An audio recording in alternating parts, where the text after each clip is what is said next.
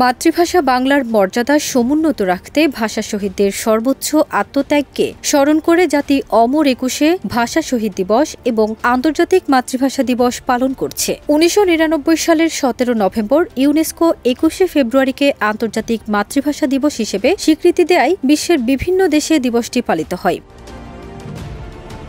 ভাষা আন্দোলনের বীরদের প্রতি শ্রদ্ধা জানাতে ঢাকার কেন্দ্রীয় শহীদ মিনারে খালি পায়ে আমার ভাইয়ের রক্তে রাঙানো ২১শে ফেব্রুয়ারি গাইতে গাইতে হাতে ফুল নিয়ে সর্বস্তরের মানুষ শ্রদ্ধা জানায়। গোলসেন্স গ্রুপের হোটেলে বিনিয়োগ করে সুদমুক্ত হালাল আয়ের সাথে বিলাসী জীবনের বিরাট সুযোগ। বিনিয়োগ একবার, রিটার্ন বারবার। ১৯৫২ সালের ২১শে ফেব্রুয়ারি তৎকালীন পাকিস্তান সরকার বাংলাকে রাষ্ট্রভাষা হিসেবে স্বীকৃতি না দেয়া এবং পাকিস্তানের একমাত্র রাষ্ট্রভাষা হিসেবে উর্দুকে বাঙালির উপর চাপিয়ে দেওয়ার প্রতিবাদে ছাত্র ও সাধারণ জনগণ রাস্তায় নেমে আসে। পাকিস্তানের রাষ্ট্রভাষা হিসেবে বাংলাকে স্বীকৃতির দাবিতে ১৯৫২ সালের ২১শে ফেব্রুয়ারি ঢাকা বিশ্ববিদ্যালয় ক্যাম্পাস থেকে ১৪৪ ধারা ভেঙে ছাত্রছাত্রীরা মিছিল বের করে। মিছিলে পুলিশের গুলিতে নিহত হন সালাম, বরকত, রফিক, জব্বার সহ আরও কয়েকজন বাংলার বীর সন্তান।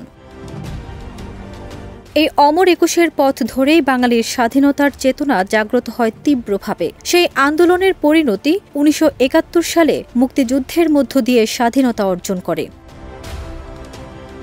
আন্তর্জাতিক মাতৃভাষা দিবস উপলক্ষে অন্তর্বর্তী সরকারের প্রধান উপদেষ্টা ড মোহাম্মদ ইউনুস বাণী দিয়েছেন। তিনি বলেছেন, শত বছরের শোষণে ও শাসনে জর্জরিত বাঙালি জাতির মুক্তির সংগ্রামের প্রথম জয়যাত্রা ১৯৫২ সালের ২১শে ফেব্রুয়ারিতে। বাঙালি জাতির মুক্তি সংগ্রামের ইতিহাসে ভাষা আন্দোলনের গুরুত্ব অপরিসীম। এই আন্দোলনের মধ্য দিয়ে একটি অসাম্প্রদায়িক গণতান্ত্রিক ভাষাভিত্তিক রাষ্ট্র ব্যবস্থা গঠনের ভিত রচিত হয়েছিল।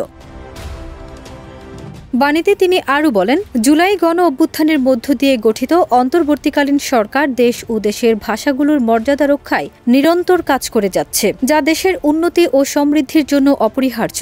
তথ্য প্রযুক্তিকে বাংলা ভাষার ব্যবহার নিশ্চিত করতেও সরকার কাজ করছে। এছাড়াও ব্রেল বইসহ বিভিন্ন জাতিগোষ্ঠীর মাতৃভাষায় পাঠ্যপুস্তক বিনামূল্যে বিতরণ করা হচ্ছে। সবাইকে মহান শহীদ দিবস এবং আন্তর্জাতিক মাতৃভাষা দিবস ২০২৫-এর শুভেচ্ছা ও অভিনন্দন জানাই। এ উপলক্ষে নেয়া সব কর্মসূচির সাফল্য কামনা করছি। ফারজানা নিকিতা, দেশ রূপান্তর।